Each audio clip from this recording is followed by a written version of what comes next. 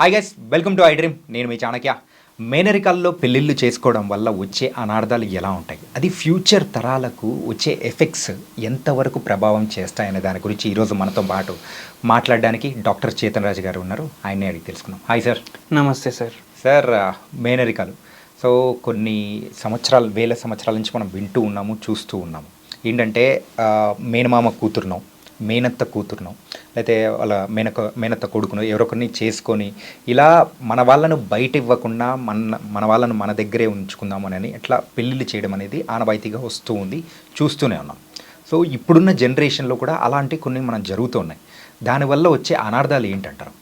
ఏముంటాయంటే, ఇప్పుడు మన జీన్స్ ఉంటాయి కదా, మనకు 50% జీన్స్ ఏమో నాన్న సైడ్ నుంచి వస్తాయి, నాన్న నుంచి వస్తాయి.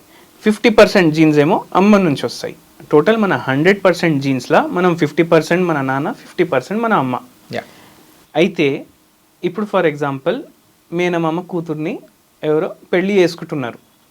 అయితే మేనమామ జీన్స్, అమ్మ జీన్స్ 100% సేమ్ ఉంటాయి. మేనమామ 50% జీన్స్ ఏమో ఆ అమ్మాయిలో ఉంటాయి. అండ్ అబ్బాయి సైడ్లో ఎవరైతే చేసుకోవాలనుకుంటుండో వాళ్ళలో వాళ్ళ అమ్మ 50% జీన్స్ ఉన్నాయి. అయితే 50% అమ్మ జీన్స్ ఆ అమ్మాయిలో కూడా ఉన్నాయి. అప్పుడు ఏమవుతుంది, ఇప్పుడు ఈ ఫ్యామిలీలో ఉన్న రోగాలు ఈజీగా వీళ్ళ పిల్లలకి ట్రాన్స్మిట్ అయ్యే అవకాశాలు ఉంటాయి. ఓకే. ఇప్పుడు ఏదన్నా క్రానిక్ డిజీజ్ వచ్చిందనుకోండి, షుగర్, బీపీ, క్యాన్సర్, దాని తర్వాత ఫైబ్రాయిడ్స్, యూట్రస్ ఫైబ్రాయిడ్స్, కొందరికి పిల్లలు పుట్టకపోవడం, ఇటువంటి ప్రాబ్లమ్స్ కోసం మనం ట్రీట్మెంట్లకు పోతే డాక్టర్లు అడుగుతారు, మీరిద్దరు కజిన్సా, ఓకే, మీది మేనరికమా పెళ్ళి, మేనరికమా, ఒకవేళ ఇన్ఫర్టిలిటీ ఉంది, పిల్లలు పుట్టట్లేదు, మీది మేనరికమా పెళ్ళి, లేదంటే ఇప్పుడు వేరే రోగాలు వచ్చినాయి, క్యాన్సర్ లాంటి రోగాలు, లేదంటే ఏదైనా వేరే రోగం వచ్చింది, మీ పేరెంట్స్ది మేనరికమా పెళ్ళి అనేసి కేస్ టేకింగ్లో అడుగుతారు. ఓకే. ఎందుకంటే వాళ్ళు ఎంత జెనెటికలీ డైవర్స్ ఉన్నారు. ఇప్పుడు జెనెటికలీ డైవర్స్ లేరంటే బాడీలో సిమిలర్ జీన్స్ ఉన్నాయి రెండు సైడ్స్ నుంచి. అయితే నెక్స్ట్ ఆఫ్ స్ప్రింగ్ ఏదైతే పుడుతుందో దానికి కంజనైటల్ అబ్నార్మాలిటీస్ ఉండే ఛాన్సులు ఉంటాయి. అంటే ఆటిజం ఉంది ఇప్పుడు, లేదంటే ADHD ఉంది. ఈ మధ్య ఆటిజం సెంటర్లు చాలా ఓపెన్ అవుతున్నాయి హైదరాబాద్లో. ఎందుకంటే ఆటిజం ఈ పిల్లలు పుట్టడం అనేది చాలా ఎక్కువ కంజనైటల్ ఇది అబ్నార్మాలిటీ దేంట్లో, ఈ కజిన్స్ మ్యారేజ్లో. మళ్ళీ కాలు చేతులు లేకపోవడం పుట్టినప్పుడు, ఇంటెస్టైన్లు సరిగా డెవలప్ అవ్వకుండా పిల్లలు పుట్టడం, డెవలప్మెంటల్ అబ్నార్మాలిటీస్, ఇవన్నీ చాలా ఎక్కువ ఉంటాయి.